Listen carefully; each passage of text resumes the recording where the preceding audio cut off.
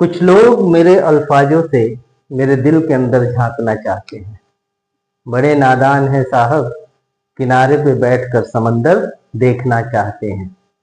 तो बच्चों देखिए, मैं सिर्फ यही बोलना चाहता हूं कि व्यक्ति का व्यक्तित्व जो होता है, यानी जो पर्सनालिटी होती है, उसको अगर आप अपने दृष्टिकोण से देख रहे हो तो उस दृष्टिकोण में उसके अनुभव और उसके ज्ञान को जरूर शामिल करिए।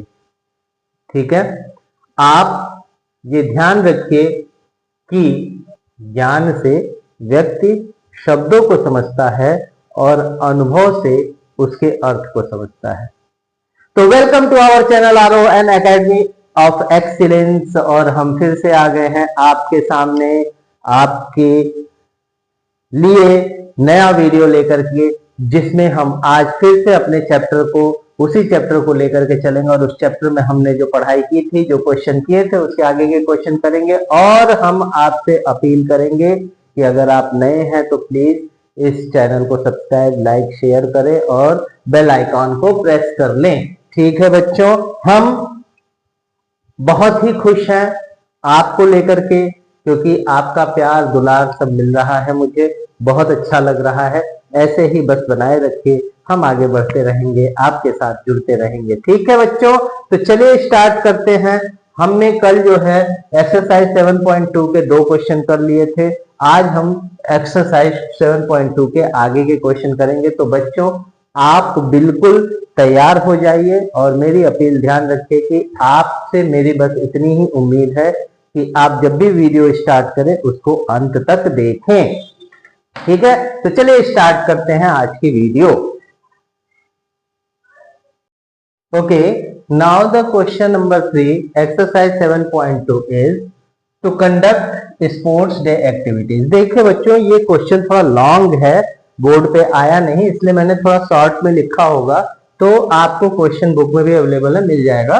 बट मैंने इतना लिख दिया है कि आपको इजीली समझ में आ सके। ठीक है, to conduct sports day activities, यानी स्कूल में स्पोर्ट्स डे कंडक्ट करना है। अब उसमें ये लाइन जो खींची गई है, each and every point, the distance between each and every point is 1 metre. यहाँ 1 मीटर का सबका क्या है, डिस्टेंस है। ठीक है ना। इसके अलावा जो है, ये जो गमले रखे हुए हैं, ये 100 गमले रखे हुए, यहाँ देखिए लिखा हुआ है कि to conduct sports day activities in your rectangular shaped ground ABCD, lines have been drawn at a distance of 1 metre each.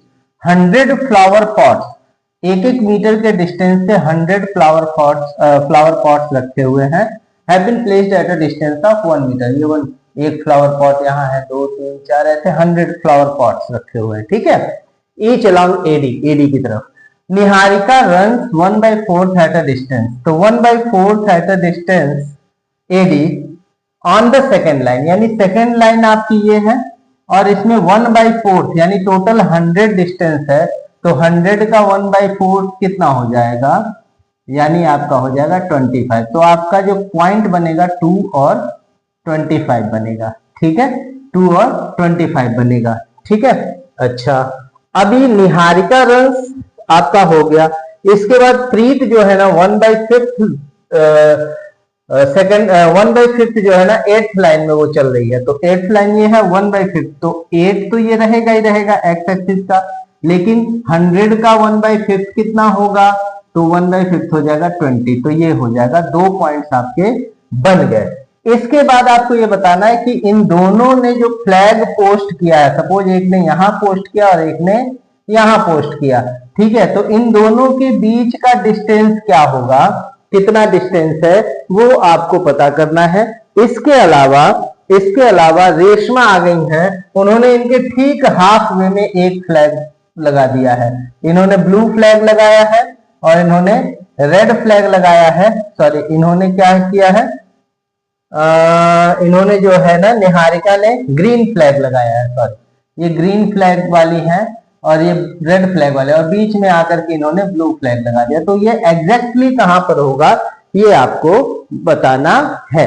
ठीक है ना। तो चलिए अब हम देखते हैं कि क्या कंडीशन है और कैसे हम लगाएंगे। हम इसको अभी हम मिटाएंगे, ठीक है, उसके बाद क्वेश्चन को सॉल्व करेंगे, ठीक है। तो सबसे पहले हमको क्या निकालना है, सबसे पहले हमको निकालना है distance between flag of Niharika and Preet. Preet और निहारिका के फ्लैग की एग्जैक्ट डिस्टेंस क्या होगी वो हमको पता करनी है। हमारे पास पॉइंट ऑलरेडी हमने निकाल लिया है, पॉइंट हमने निकाल लिया है। पॉइंट हमने क्या निकाला है, 2, 25 और 8 और 20, ठीक है ना, 2, 25 और 8 और 20। We have 2 points for Niharika, and लिख लीजिए निहारिका के लिए 2, 25 एंड प्रीत के लिए P ले लीजिए, P के लिए 8 एंड 20। ओके, अब अपने को क्या फाइंड आउट करना है, अपने को फाइंड आउट करना है कि इन दोनों के बीच डिस्टेंस क्या है, ठीक है ना।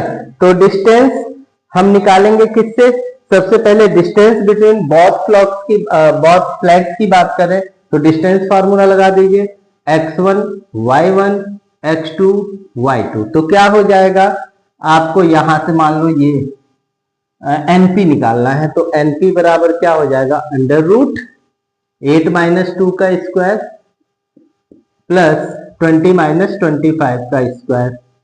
तो कितना हो जाएगा, ये हो जाएगा 6 का स्क्वायर और ये हो जाएगा -5 का स्क्वायर। तो 36 प्लस 25 ये हो जाएगा अंडर रूट 61 मीटर।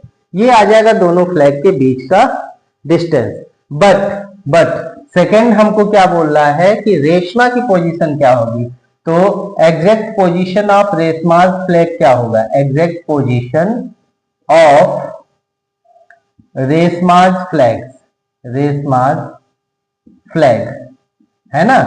तो उसके लिए क्या करेंगे, इन दोनों पॉइंट का मिड पॉइंट का फार्मूला लगाएंगे, ठीक है ना, मिड पॉइंट का फार्मूला लगाएंगे। तो हमारा क्या फार्मूला होता है, x1 + x2/2 और y1 + y2/2, ठीक है ना।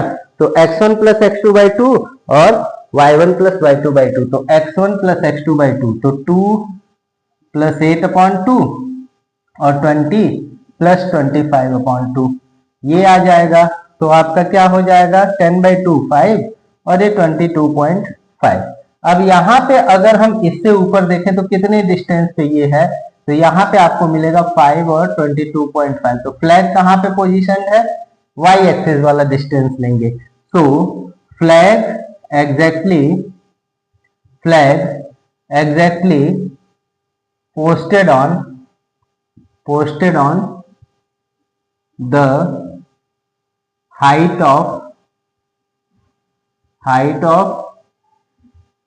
22.5 मीटर। ये आपका आंसर बनेगा, ये आपका आंसर बन गया। इसको आप स्क्रीनशॉट ले लीजिए, फिर हम आगे बढ़ेंगे अगले क्वेश्चन की तरफ, ठीक है। चलिए, तो इसका स्क्रीनशॉट आप ले लीजिए। Okay, now the question number 4. Question number 4 is find the ratio in which the line segment joining the point -310 and 6 - 8 is divided by -1 और 6। अब यहाँ पर आपको ये ध्यान देना है कि आपको सेक्शन फार्मूला यूज करना है और उसमें m और n की वैल्यू फाइंड आउट करनी है, ना कि आपको पॉइंट की वैल्यू फाइंड करनी है। यानी आपके पास क्या क्या दिया हुआ है, सपोज आपके पास ये a है, वो जो है -3 और 10 है, और b जो है आपका क्या है 6 और -8 है। बट यहाँ पे एक पॉइंट है जो इसको -1 और 6 है P। तो आपको m और n नहीं पता है, ठीक है ना, m और n आपको फाइंड आउट करना है, ठीक है। तो इसको कैसे निकालेंगे बच्चों, तो चलिए हम अपने तरीके से इसको निकालेंगे। घबराने की जरूरत नहीं है, ठीक है, डरने की जरूरत नहीं है, बिल्कुल हम आपके साथ लगे हुए हैं, ठीक है ना। और जहां निर्भय होता है, जहां निर्भयता होती है वहां जीत होती है, ठीक है ना। जहां निर्भय होता है वहां पर विजय होता है, ठीक है ना, ये ध्यान रखने वाली बात है।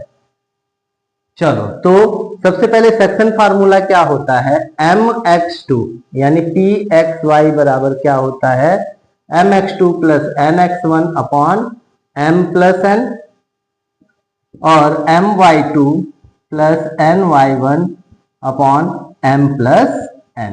ऐसा होता है। अब अपने पास है क्या क्या वो देखिए। ये चीज आपको दी हुई है, यानी एक्स वाई की जगह पे p -1 और 6 लिख लिया।